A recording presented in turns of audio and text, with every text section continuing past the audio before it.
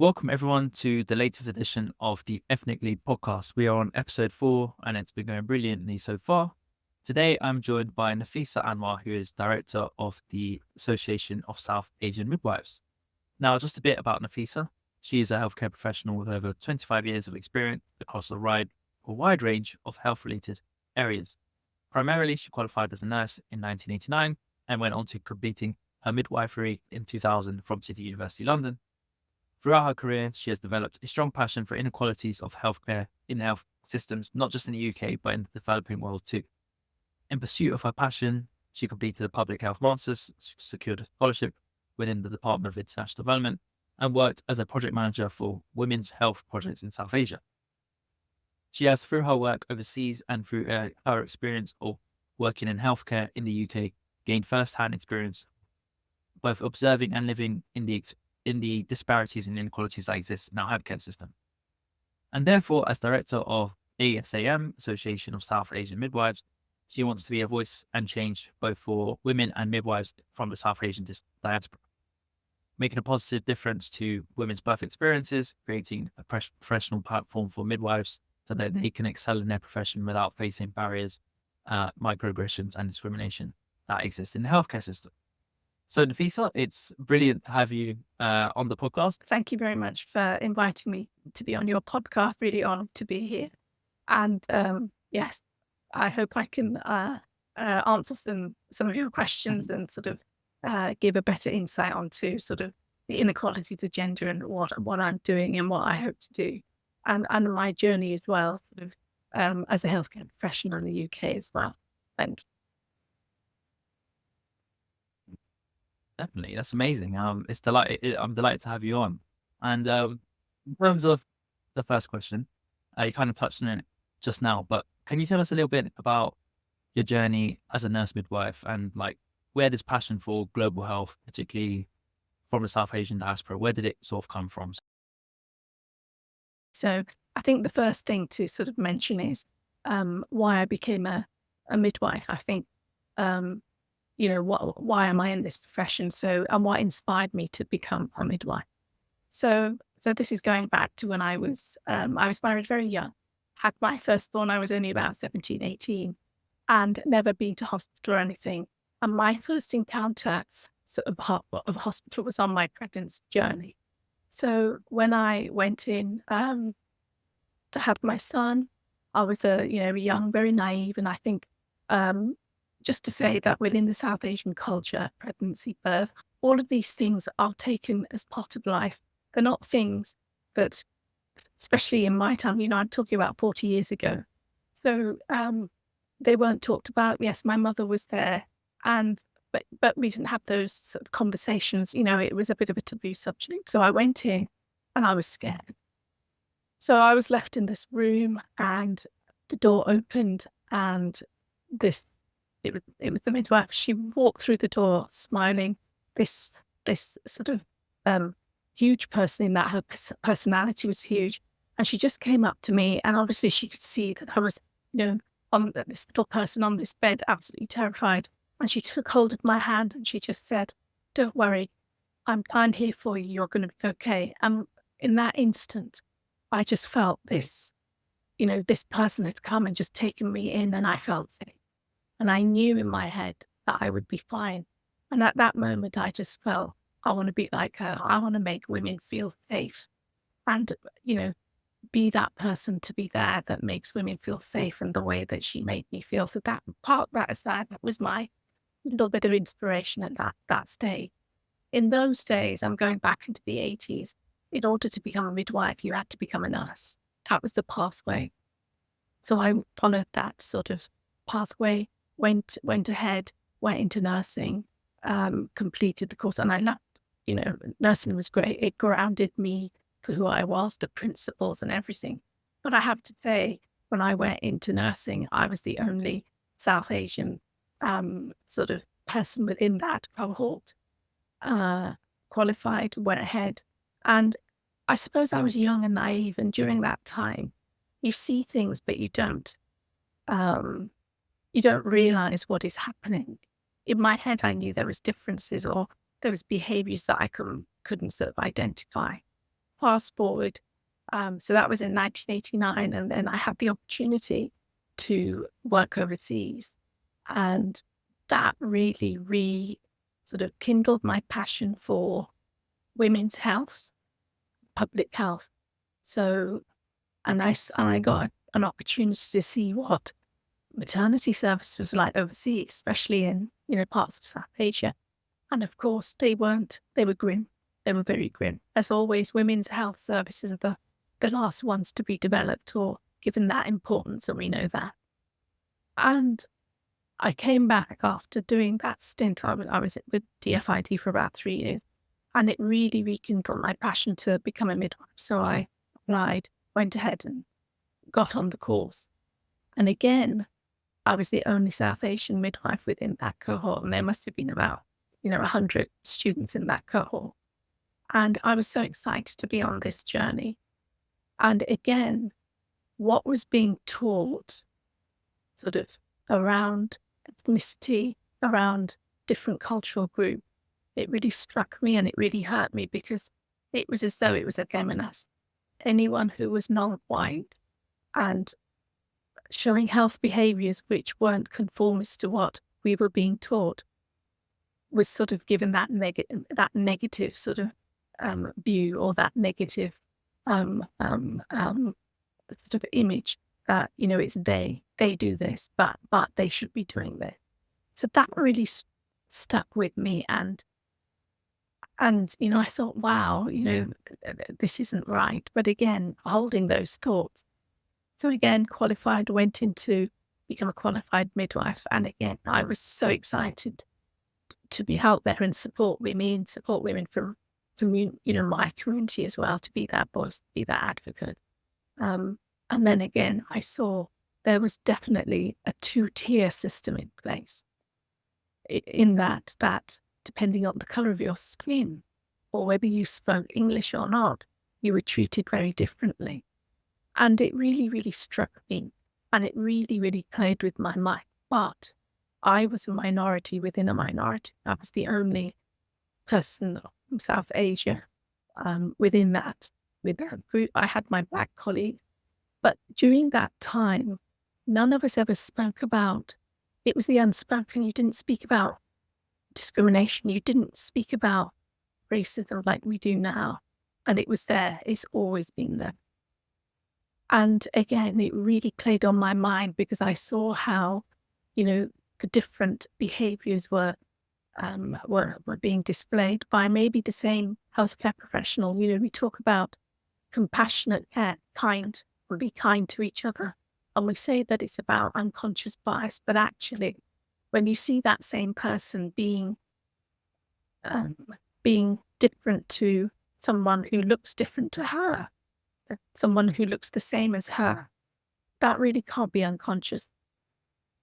So again, and again, I never had the courage to speak up, because I was a minority, because you were scared of the repercussions. It would affect your career progression. It would affect how you were treated, how people would perceive you. And that really, again, played with my conscience. And I used to go home and I used to feel really bad about myself, because I couldn't speak up when I saw these behaviors, or even behaviors towards me as a midwife from a diverse background. I remember being told many a time, if a woman came in labour, and she was from a South Asian background, I would hear, oh, Nafisa, come on, you need to look after your own kind. So that was the type of language, and that was the type of behaviours that, that you had to sort of experience. And you didn't say anything. Of course, I'm happy to look after all women, and I do. But, that is quite it's a racist comment. It's a microaggression. So then my journey had a bit of a break. So a life-changing event happened to me. 2016, I was, after the blue, diagnosed with bone marrow cancer, myeloma. So changed, when I found out, it sort of changed the direction of everything for me as a person, as an individual, as a midwife, everything. So I went through a rigorous treatment program, had a bone marrow transplant, which was uh, incredibly traumatic, and got over it, recovered. And against my sort of medical advice, I decided I needed to go back to work sooner rather than later because cancer stripped me of everything, stripped me of who I was, stripped me of my identity. And, being, I suppose, a South Asian woman with, your confidence levels are low because of all the things that you face. But cancer makes that even worse. So I thought, no, if I go back to work, that's something I can control. And I love my work. I really enjoy and I've enjoyed every day being a midwife. So I went back to work. It was great to begin with. People were very supportive. I was put into a different role because of my condition. I couldn't go back onto the shop floor. And it was fine. But there was a situation where the area was very busy, and many of us who was office-based, because I was doing an office-based role, were asked to go and help. Now, because of my situation, I wasn't signed off to do clinical work. I had to carry on doing clinical work. And this was official, it was signed off. But I was asked to go and help out. And I actually said, look, I'm really sorry I would be the first to go, but I can't, I'm not signed off. And I'm not in a position to do that. So I was actually told that, are you refusing me? So I said, I'm not refusing you because I can't. And because I challenged this person amongst, I suppose it was the officer in front of other people, because I challenged a very senior person who was white, and me, the little wrangle, how dare you? The situation became really bad. All of a sudden, I was being referred here, referred there. I was told you need to get a rep, and it was like, what happened? And there was no consultation with myself, and I did seek support, seek help, but it was like I was having to do all the chasing. No one cared. And at that moment in time, I was not in the right mindset to be able to fight my stamp. So it was so bad. It got to a stage, it was so bad. I decided there and then, I'm going to leave. I'm going to leave midwifery altogether. I can't do this. It was too traumatic. And I remember leaving the trust after many, many years of being there.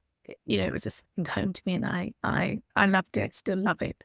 It is, that place made me who I was. I had an amazing mentor. And do you know what? It was one of the saddest days of my life because no one came to me to even say, what can we do? What can we do to address this? How can we make it better? And I felt so dismissed, undervalued. I'd given up so much of my life to, being part of that organization and everything, but yet you're nobody. So anyway, so I left. That was 2019. And yes, at the time it felt devastating, but for me, that was the key element that made me sort of passionate about doing what I do now. I had about 6 months to reflect, to think, and to just build myself up. And I realized that, well, actually, yes, it's not the end because I now have a purpose. And the purpose is to make sure that nobody who looks like me, who are, from diverse relations, feels or is treated the way I have been on my journey. I've just touched on one element, but in relation to career progression, in relation to being valued, all of those aspects drove me, to sort of get on this journey, to sort of be that voice and be that driver, be that change agent, be that influencer. But no, this is not acceptable. We need to make the path for the next generation. Not about me, about my fellow, you know, colleagues who are taking that journey, but not to be subjected to what many of us have been subjected to and are still being subjected to. It's still very much in place, but at least it's to be. So for me, I want to be seen as giving hope to people that yes, I've had a tough time. It hasn't been easy, and many have had even tougher times than myself. But I'm here telling my story to you. We have that resilience talk. People talk about resilience. But, no matter what, no matter how much we faced within the workplace, we were knocked down, but we got ourselves up and we carried on because we have to carry on. We have no choice, but we are here. And I think, hence the Association of South Asian Midwives was developed with my two amazing colleagues. We met by chance. It was like destiny. It was on the back of a conversation when we shared our experiences that we realized that, what was happening years ago is still happening now. And we just decided there and then that we cannot stay quiet anymore. We need to create a space so that people can talk, because there are no safe spaces, or there were no safe spaces.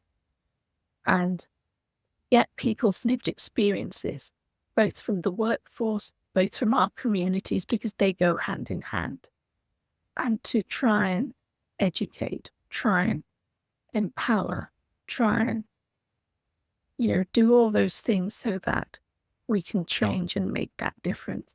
And yeah, it's like a movement, the inequalities movement, to ensure that our women, our families from diverse populations, I'm not going to say just South Asian, but it's from all diverse populations, have safe and equitable care that they deserve.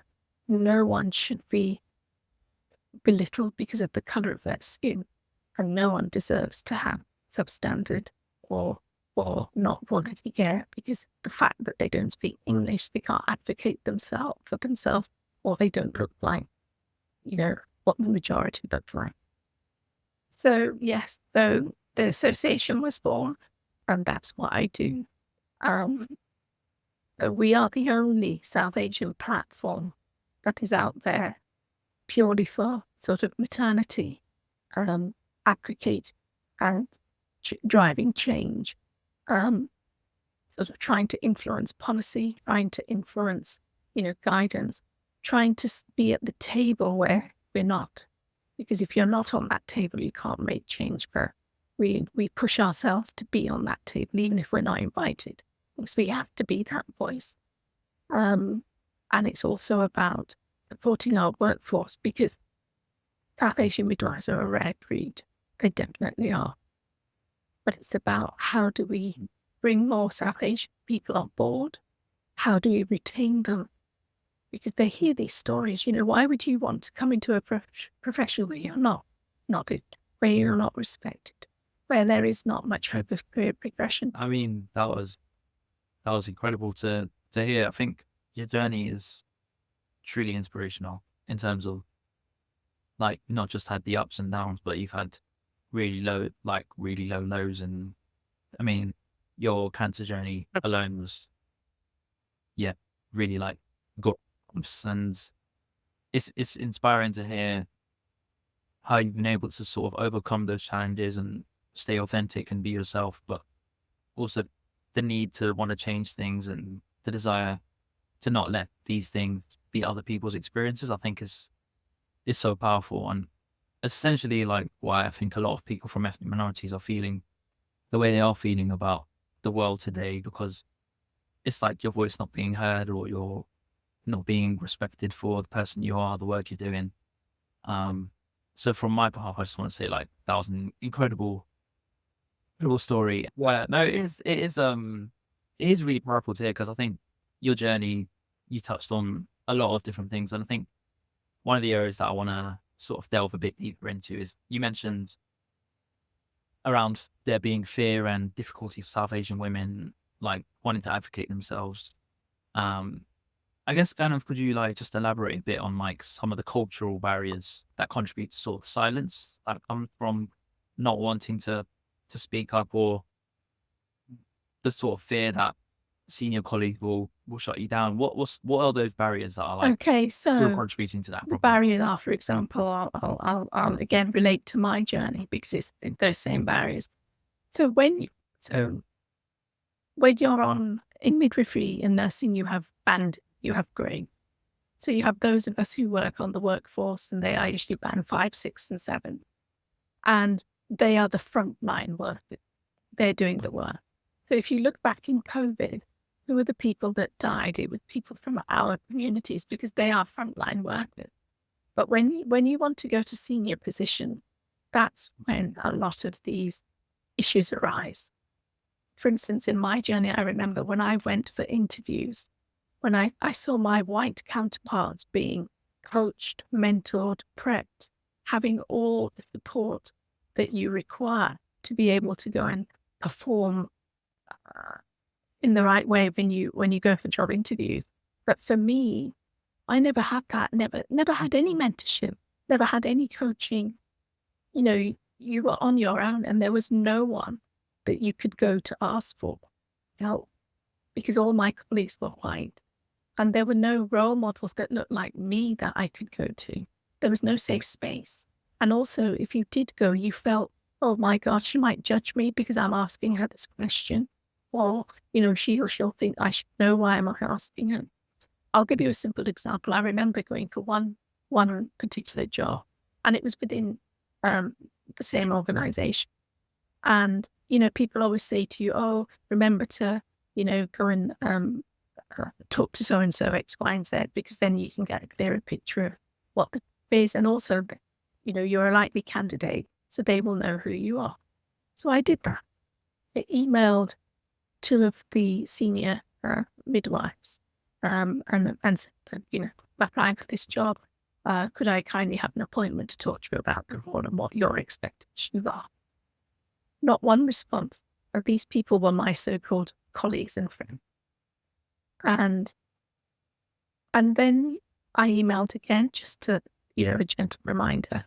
Still no response. And then you feel minimized because then you feel embarrassed to be even asked. You've had 2 non-responses. So that then you start to think, all things play on your mind when you're vulnerable, don't they? So that's how it is. And that's why many of we're going to talk about the workforce as well as the women. But if those are the behaviors that you're facing, you stop, you just think, well, maybe, and I know I felt that, well, maybe I'm not good enough. Maybe, this is where I'm going to stay. And I shouldn't be thinking big or shouldn't be thinking about recruitment because, I'm getting the signals that, I'm not good enough or I'm being dismissed. So then you start to feel bad about yourself, your self-confidence goes, you get low esteem, all of those factors. When it comes to women, for instance, within the South Asian community, for instance, accessing services, if you are not listened to, and one of the biggest things that we hear is women are not listened to. It's like staff aren't listened to, but women aren't listened to. For instance, I don't know if you're aware, there's lots of stereotypical images of different ethnic women. And one of the things that is often said is Asian women are princesses, because they're demanding, they're this, they're that. So there's that misconception about people's culture, people's behavior. If you are constantly not being listened to, you lose trust. And trust is the biggest thing about, trust is the biggest thing that you would expect from your service provider and your service user. If you break down that trust, you get maybe people not coming to the appointment, people not accessing services that they should do.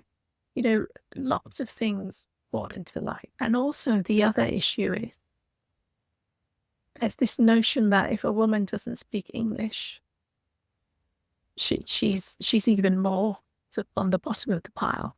She doesn't understand. And that poor woman, she might not speak English, but she knows. She might have the knowledge, but not in her language. But she hasn't got the tools to be able to advocate for herself.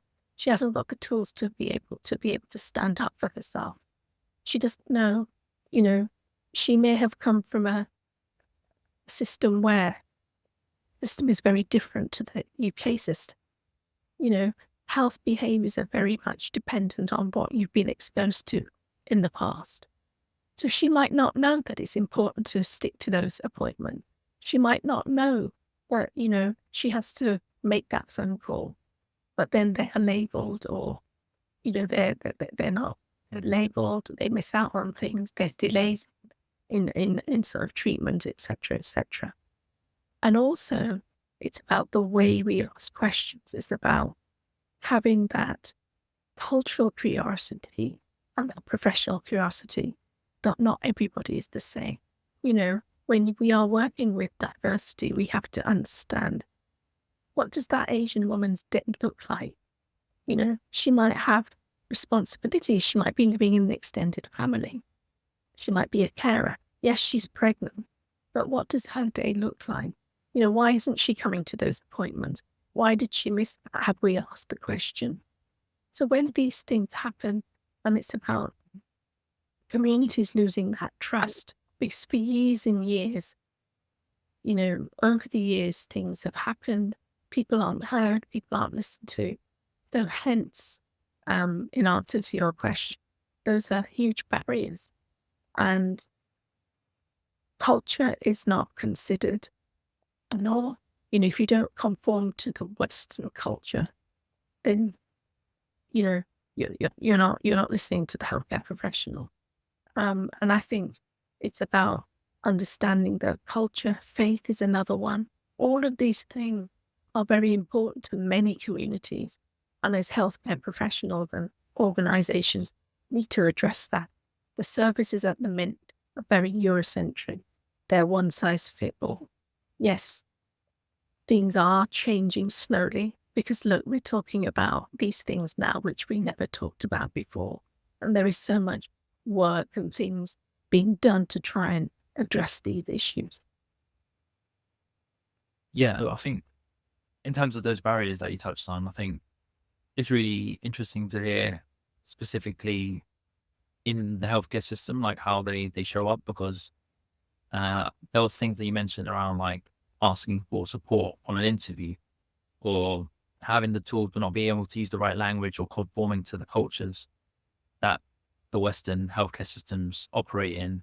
I think they're very similar to, I think, a lot of different industries, but it's just really unique to hear from the healthcare system, because like you'd think that a system that's looking after people externally to patients and to the outside world would have those internally as well. But it's crazy to think that these things have been happening. These are the barriers that South Asian midwives, but also ethnic minorities that are working in hospitals are facing.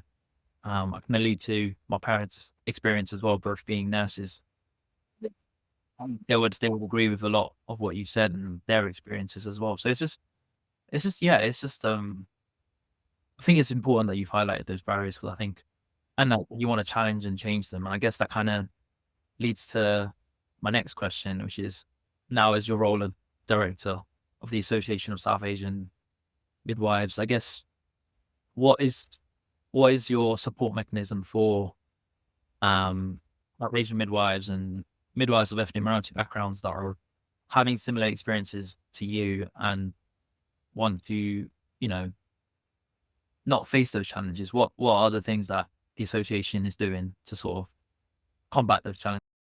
One of the reasons why we created ASAM is to develop those support mechanisms, because when we put it out there, we were getting feedback from staff to say that there was nowhere that they could come and talk about these concerns, these things. You've had a bad day at work. You need a space to be able to offload. So what we do is we support our We have membership. We support our members or non-members. We provide them with mentoring. We provide them with coaching. We provide them with, interview techniques. We have sessions on well-being, because it's if you don't look after yourself, you can't look after someone else. And it's about creating that safe space where these sort of discussions can be had openly, honestly, and transparently. And we do that for everybody, all ethnicities, whatever. And we also, I'm sure you're aware, there's a huge influx of internationally educated nurses and midwives that have come to the UK to save our NHS. And we have developed a program, because you think, you're new to a country, new to a system. Yes, you might be prepared skills and knowledge-wise, but coming into a new system is not easy. Number one, you need to feel welcomed. You need to be part of a community, part of a family. So we have created sort of a package which helps with the transition of new people coming in, making them sort of aware of the culture of the NHS, how to settle into this sort of system, because it is like a jungle out there. I work for the NHS, and if you haven't got the tool, or if you can't navigate, it's very hard. And some of these people come from systems which are very different, and they feel very lost, very lonely. And it's about working with them to help them, telling them, so, where can you get your local food from? Where are your, communities? Or just being that point of contact for them to ask those silly questions, because a question is never silly.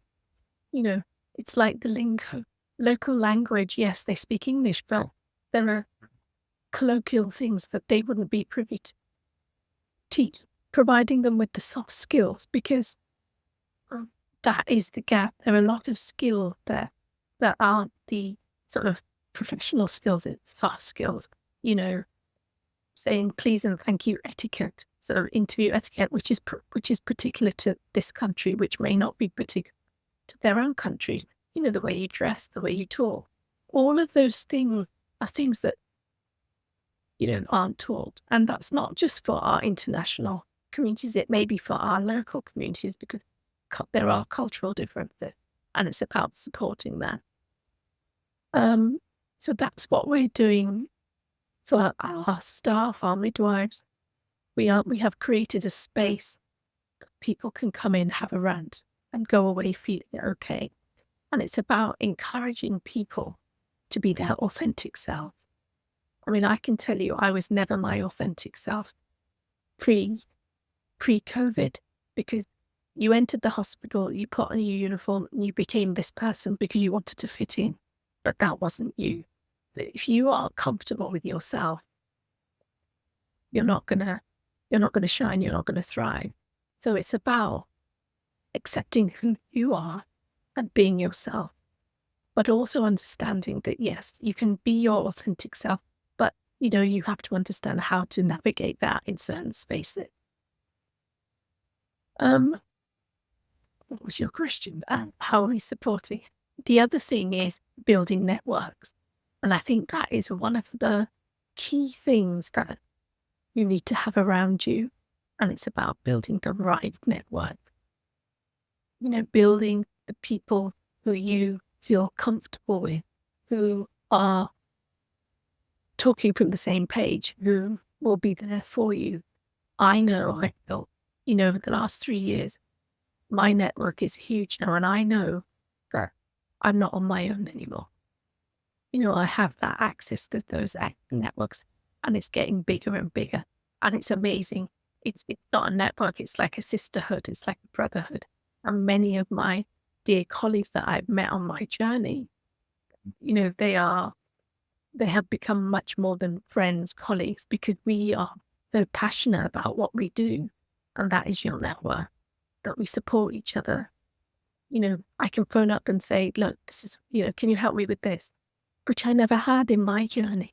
And it's incredible to have that, because it makes such a difference. You don't feel stupid. You don't feel that you're undermined, that, you're in this this ocean, just trying to swim. We are doing what we do because we're passionate. We are, we want to be change agents, and we drive that change. But we are just a very small piece of a bigger jigsaw. And there are three of us. We do everything in our own time. No one pays us, but we are passionate. And we are small, but we are hopefully mighty. Yeah. And I feel very privileged. Yeah. And I'm sure my other two directors will say the same, that we have worked hard to be in a space, and we own that space, and we're not going to let it go. And it's been hard to enter that space and be surrounded and be in contact with great leaders. There are some great leaders out there from our diverse communities, and we are riding on their shoulders and learning every day, developing each day to take this forward. So it's, as I say, ASAM is one little element in a big jigsaw, and there are many of us who are trying to do the work we're trying to do to make that difference.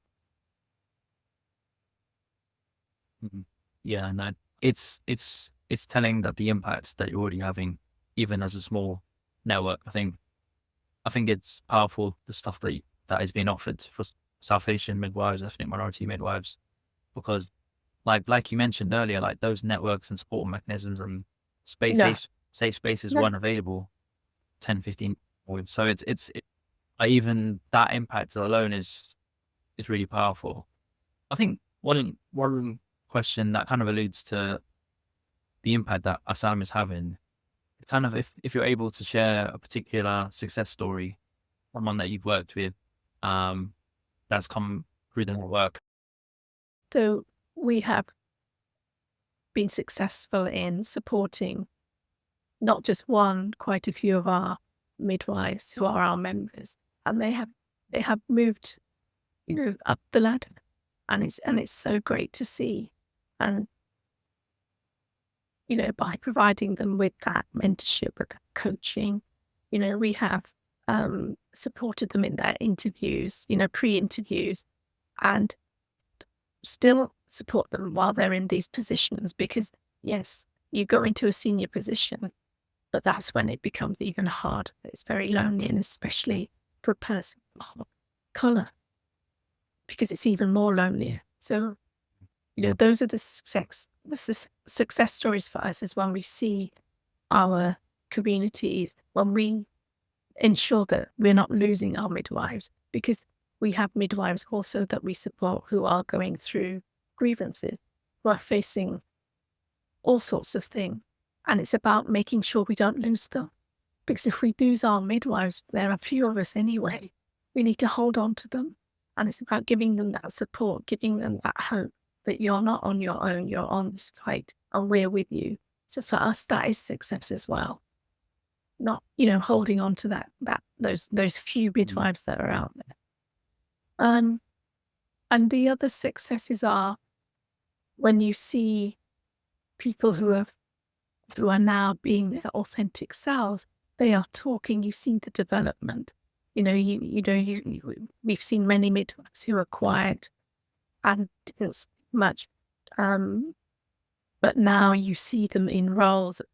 One success story just comes to mind. So we had one particular midwife. She was nearly qualified, very bright, but she faced some issues in her journey. But now she has secured a lectureship post, which is amazing. And we feel so proud of her that she's on that journey. She's found her niche. She's very talented. And she's done it herself, but she will say that we really pushed her and supported her. And without us, she wouldn't have made it to where she is. But for us, it's not about we pushed her. We feel that we inspired her to carry on and to take those steps, because she did it herself.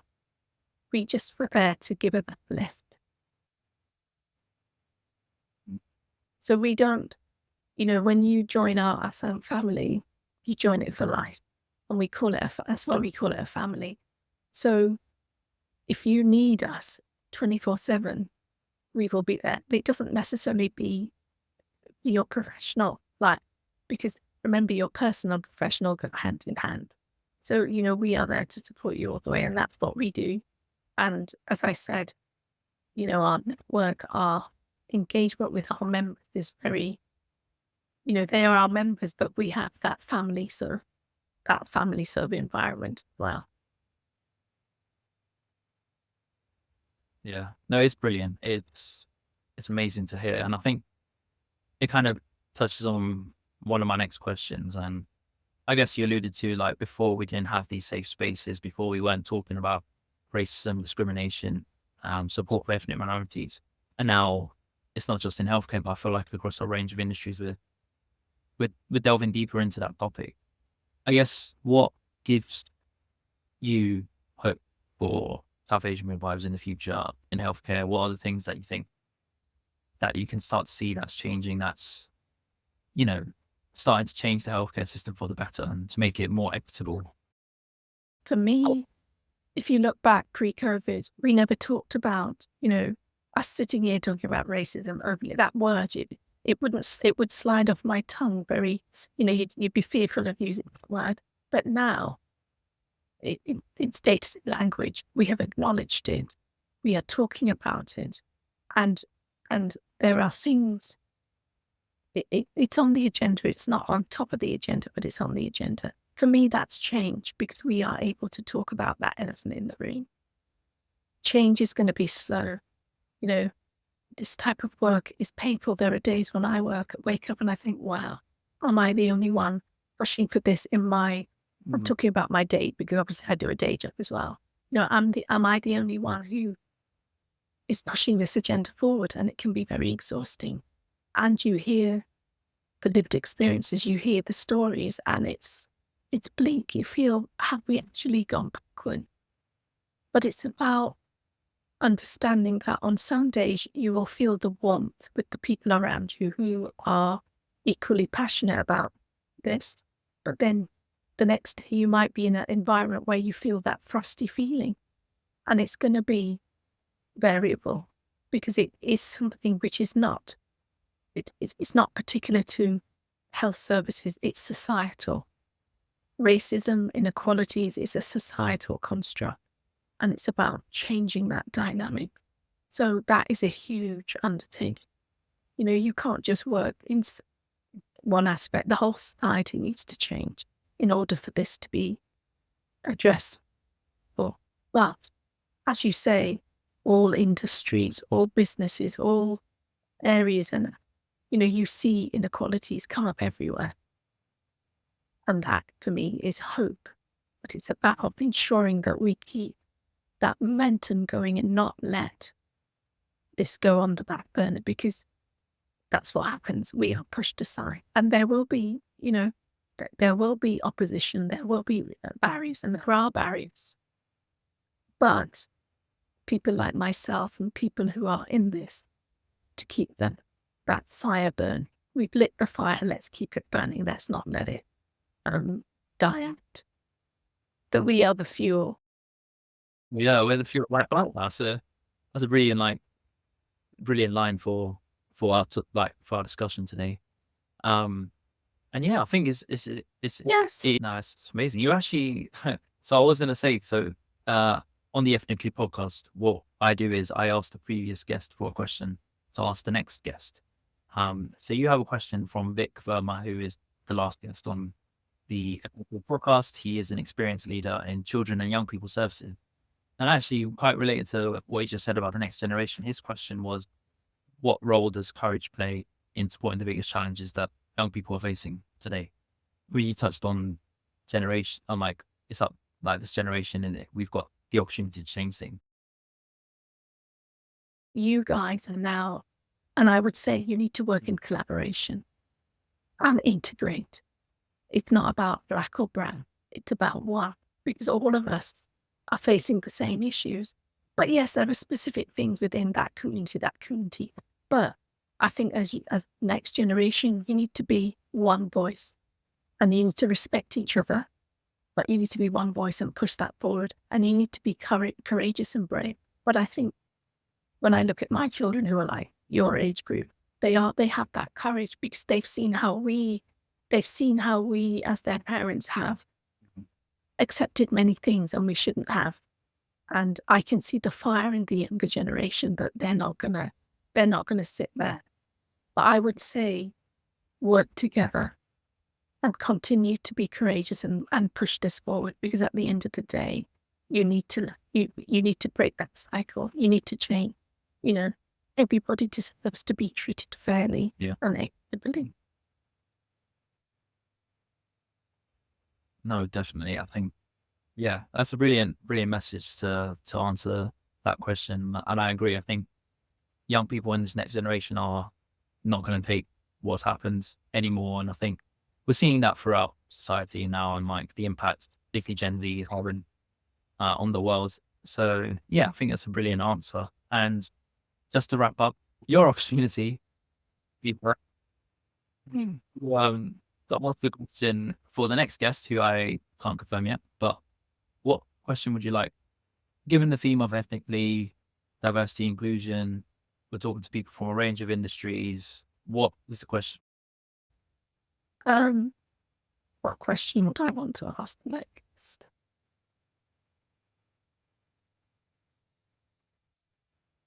So I think I would like to ask the next guest is, this work is tiring and challenging.